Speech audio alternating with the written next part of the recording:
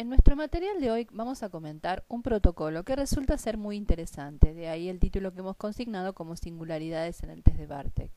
El test de Bartek es una técnica proyectiva muy rica, ya que aúna en sí mismo 4 registros o niveles de análisis.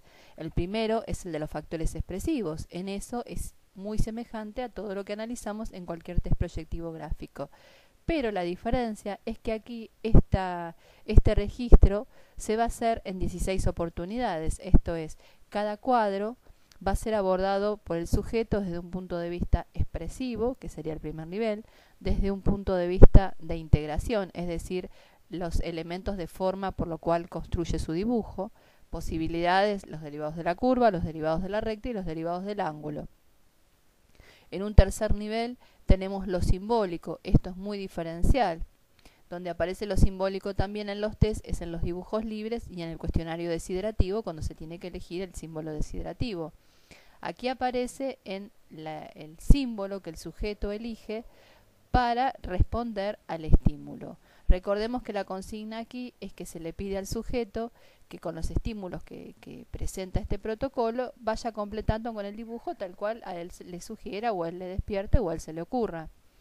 Sabemos que es el único test en donde no se permite el uso de la goma de borrar. Y una característica también que es importante, ya que lleva por lo menos a veces media hora de resolución, es que no es necesario que el evaluador esté presente. Lo que sí se hace es decirle al evaluado que deberá tratar de hacerlo en el orden en que están los cuadros, es decir, 1, 2, 3, así sucesivamente hasta terminar. Que en el caso de que necesite alterar ese orden, no hay ningún problema, pero luego al finalizar la prueba deberá indicar cuál es el orden que ha seguido, es decir, cuál hizo primero, cuál hizo segundo y así sucesivamente. Bien, esto es importante porque cada cuadro en el Bartek representa una situación problema. Esta es también otra característica importante. Por eso lo hace un test muy caracterológico y muy concreto. Más allá de que con los factores de expresión uno va a extraer también los rasgos nucleares básicos de la personalidad, así como hacemos con las pautas formales en test proyectivos gráficos, aquí lo que vamos a hacer es esa modalidad resolutiva en función de la temática que presenta el cuadro. Cada cuadro es una situación problema. Por ejemplo, en el cuadro 1 tenemos la actitud ante lo nuevo, ante las dificultades. Por ejemplo, en el protocolo ustedes verán que el sujeto dibujó un reloj. El reloj a nivel simbólico representa preocupación por la etapa vital, algo le preocupa al sujeto, está preocupado por orientarse y por el tiempo. A lo mejor a veces puede estar sintiendo que no tiene el tiempo necesario o que el tiempo es un factor de presión importante para sus deseos, en fin. También eso es importante luego asociarlo, por supuesto. Y después tiene un cuarto nivel de análisis que es el del comportamiento, esto es, cada cuadro, si ustedes se fijarán, tiene un estímulo. El estímulo está colocado en distintas partes del cuadro, a nivel superior, en la zona central, en la zona inferior. Por lo tanto, a nivel resonancia, ya de por sí mismo también, por sí mismo el estímulo despierta determinadas cuestiones en el sujeto. Por supuesto, si esas cuestiones se asocian a alguna problemática o alguna cuestión sin resolver del sujeto, ese cuadro va a ser resuelto de una manera particular.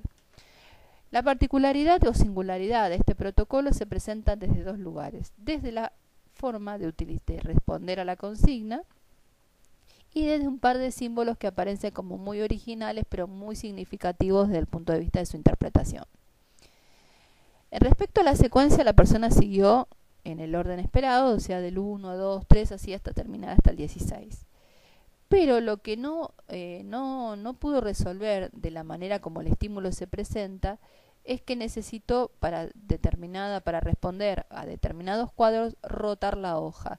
Por lo tanto, por ejemplo, en el cuadro 6, en el cuadro 7, en el cuadro 9, 10, 11, el 13, el 14, 15 y 16, casi en la mayoría de los cuadros, salvo justamente en los primeros, en donde probablemente haya tenido una posibilidad mayor de autocontrol, no pudo dibujar en el orden establecido, sino que necesitó rotar la hoja.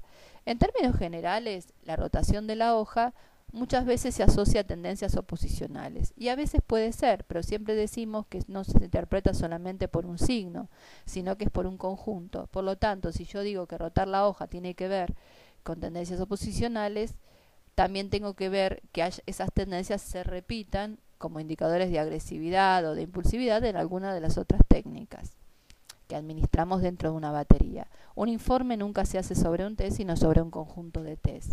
Y siempre tiene que haber una correlación entre todos estos indicadores. Es decir, si un signo se presenta aislado, se lo puede tomar como una hipótesis ad hoc, es decir, uno la tiene, pero si no la puede testear con otras herramientas, recomendamos obviamente no integrarlas al informe. Aquí también podemos decir que la rotación de la hoja tiene una connotación especial, porque cada cuadro, como dijimos, tiene plantea una situación problema. Por ejemplo, el del 6, que es el primero que rota, tiene que ver con la asociación de ideas, con la actividad mental. Por lo tanto, hay algo que le preocupa al sujeto. Aparece un cartel es algo que se expone, es algo medio variable, anónimo. Entonces, otra cuestión de ese cuadro es que no está resuelto. En general, lo esperable a veces es que una a los 4 extremos, sino que está resuelto en forma indirecta. Esto implica también que hay un predominio, por ejemplo, del componente de la intuición. El cuadro 7 tiene que ver con la madurez psicosexual, por lo tanto también ahí hay una media, que es un elemento fálico. El cuadro 9 tiene que ver, por ejemplo, con la actividad mental, los ideales del sujeto. Aquí, obviamente, este era uno de los símbolos que comentábamos como más llamativo, junto con el cuadro 2. ¿Por qué? Porque es una iglesia. Y además la base del dibujo no está terminada. Esto implica que en los ideales del sujeto hay alguna cuestión de crisis y que la persona obviamente está buscando alguna respuesta o algún soporte. El cuadro 2, que está asociado a la resonancia afectiva, aparecen flores, pero la resonancia está bloqueada porque aparecen elementos rectos y un florero roto. Por lo tanto, podemos pensar también que hay alguna experiencia de desilusión en el plano afectivo. La adaptación al medio, que es el cuadro 12, aparece la cuadrícula, que implica un exceso de análisis, un bloqueo y una falta de una actividad social proactiva actual. Como vemos, estas rotaciones aquí van a tener que ver con algunas tendencias de adaptación, de dificultades de adaptación a la realidad actual de este sujeto.